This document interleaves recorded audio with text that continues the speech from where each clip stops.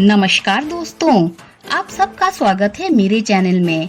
आज मैं आपको भगवान शिव की एक कथा सुनाऊंगी। शीर्षक है शिव बने मछुए। एक बार भगवान शिव कैलाश पर्वत पर वेदों का रहस्य पार्वती को समझाने लगे।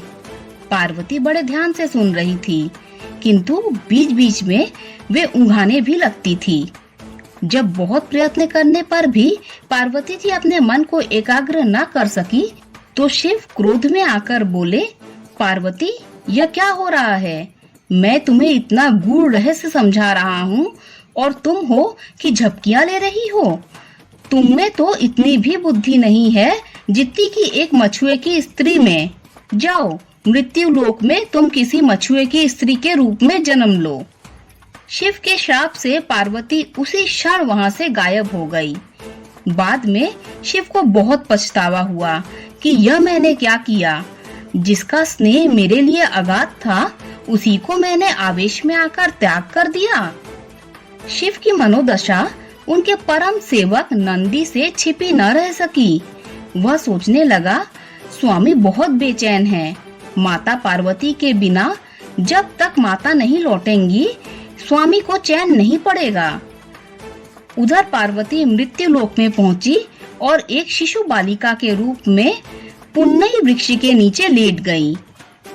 थोड़ी ही देर में पूर्वर कबीले के कुछ मछुए अपने सरदार के साथ वहां से गुजरे, तो उनकी नजर उस बालिका पर पड़ी।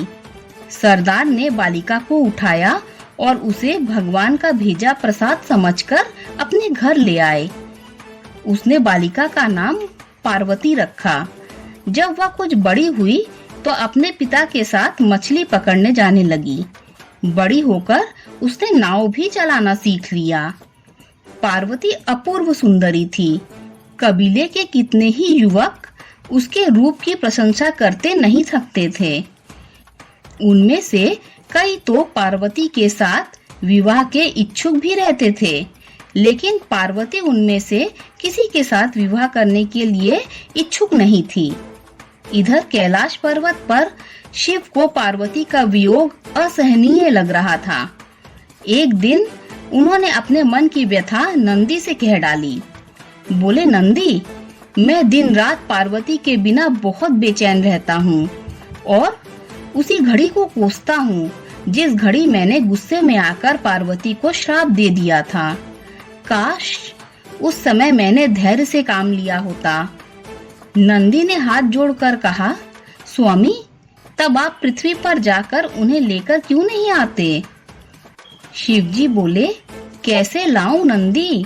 उसका विवाह तो किसी मछुए से होगा। शिव के मुंह से कराह सी निकल गई। शिव के मन की व्यथा जानकर नंदी विचार करने लगा कि मुझे कोई ऐसा जतन करना चाहिए जिससे स्वामी को मछुआ बनना पड़े। यह विचार कर नंदी ने एक बहुत बड़ी मछली का रूप धारण कर लिया और उस तट की ओर चल पड़ा जिधर परवर कबीले के मछुआरे रहते थे। वहां पहुंचकर मछली बने नंदी मछुआरों के बीच आतंक फैला दिया। मछुआरे जल में अपने जाल डालते तो मछली उनके जालों को काट डालती, उनकी नावें पलट देती। मछली का आतंक जब ज्यादा बढ़ गया तो कबीले के मुखिया ने घोषणा कर दी, जो भी आदमी इस मछली को पकड़कर लाएगा, उसके साथ मैं अपनी बेटी का विवाह कर दूंगा। अनेक युवकों ने उस मछली को पकड़ने की कोशिश की, लेकिन असफल रहे। असहाय होकर मछुआरे सरदार ने शिव की शरण ली। हे दया सागर, हे कैलाशपति, हमें इस मछली से छुटकारा दिलाओ। मुखिया की बेटी ने भी शिव आराधना की और कहा, हे सदाशिव, हे प्रलयंकारी, हमारी सहायता करो। अब तो हमें तुम्हारा ही आसरा है प्रभु। शिव ने उनकी पुकार सुनी। एक मछुए का वेश बनाकर वे मुखिया के पास पहुँचे। उन्होंने मुखिया से कहा, मैं उस मछली को पकड़ने के लिए आया हूँ। मुखिया ने कहा, नौजवान, अगर तुमने उसे पकड़ लिया तो हमारी जाति सदैव तुम्हारा गुणगान करेगी। अगले दिन शिव एक बहुत बड़ा जाल लेकर सागर में उतर पड़े। उन्होंने जाल फेंका तो मछली आकर उसमें फंस गई। जो वास्तव में नंदी था। मछली बना नंदी सोचने लगा, मेरा काम हो गया, अब स्वामी और माता का मिलन हो जाएगा। शिव मछली को किनारे लाए। मछुआरे उनकी जय जयकार करने लगे। सरदार बोला, तुमने हमें उबार लिया युवक, हम किस तरह तुम्हारा आभार व्यक्त करें।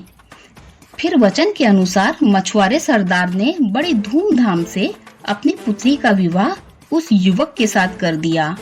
मछुआरे शिव और मछुआरिन पार्वती के विवाह उपरांत नंदी अपने असली रूप में प्रकट हो गया और उन्हें अपनी पीठ पर बैठाकर कैलाश पर्वत ले आया।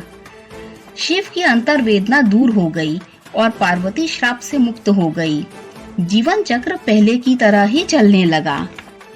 अगर आपको शिव पार्वती की यह कथा अच्छी लगी हो तो लाइक कर दीजिए, मेरे चैनल को सब्सक्राइब कर दीजिए। जब आप मेरे चैनल को सब्सक्राइब करें तो बेल का आइकन भी प्रेस कर दीजिए, जिससे मेरी आने वाली सारी कथाएं आप तक सबसे पहले पहुंच जाएगी। Thanks for listening.